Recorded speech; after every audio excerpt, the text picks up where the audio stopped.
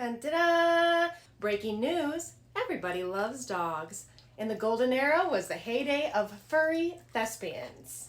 I said thespians, not lesbians. Oops, that got hairy. Not only were these famous pups recognized in households across America, but often they made salaries similar to their human counterparts. I only made this because I know more people will click on this than a niche 1930s movie about the American Revolution. So shake up a pup teeny as we celebrate these legendary four-legged stars of old Hollywood. The action star Rin Tin Tin was the original dog celebrity with a wags to riches biography. Rin Tin Tin was a German shepherd born in the commune of Fleury, France in 1918. During World War I, American Corporal Lee Duncan was sent to this small village, and while much of the city had been demolished, he found a kennel that had been used by the Imperial German Army breeding German Shepherd military dogs. Only one litter survived the bombings, and among them was baby Rin Tin Tin. After the war, Duncan smuggled his dog back to the US and eventually made his way to stinky Los Angeles. Rin Tin Tin got his big break in 1923's Where the North Begins, which is credited with saving Warner Brothers from bankruptcy. Rin Tin Tin's success also helped elevate the career of Darryl F. Zanuck. He became the studio head of 20th Century. Unfortunately, now Zanuck is associated with the casting couch. But despite this, Rin Tin Tin's reputation was not tarnished. He wasn't on the Epstein flight log that we know of. Actresses Jean Harlow and Greta Garbo both owned pups from litters of Rin Tin Tin, and in fact, many of his descendants were used in spin-offs, even way down the line on television. Even when Rin Tin Tin died in 1932, his legacy lived on as one of the most successful Gentiles of the Golden Age. Calling all amateur detective pups, this one's for you. The silver screen's most famous sleuth, Nick Charles from the Thin Man series, couldn't have done it on his own without his loyal sidekick, Asta. The wire-haired terrier named Skippy was born in 1931 and lived to a ripe age of 20.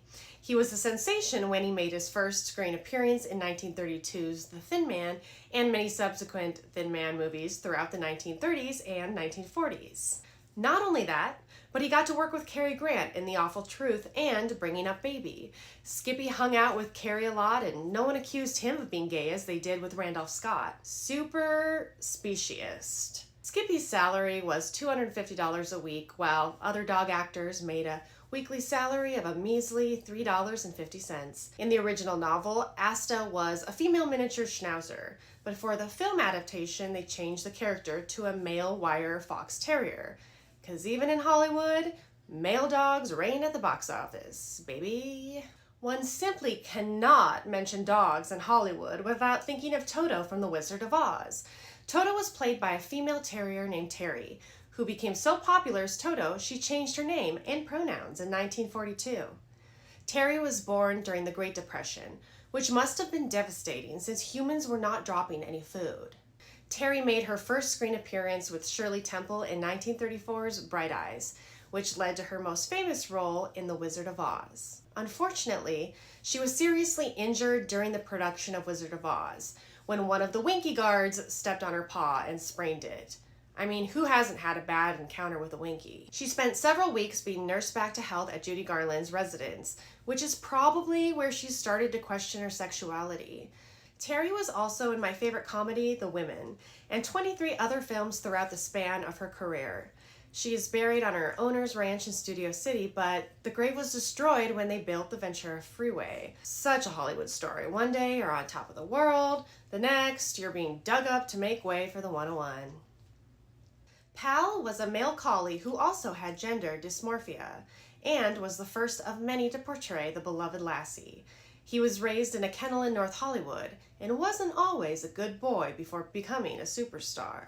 Pal was a mischievous pup that chewed on furniture, chased motorcycles, and couldn't be house-trained. That was until his owners gave him up to Rudd Weatherwax, who had a dog training school in the Valley, which I guess wasn't money laundering, but unfortunately, anything that ends with "in the Valley" sounds shady.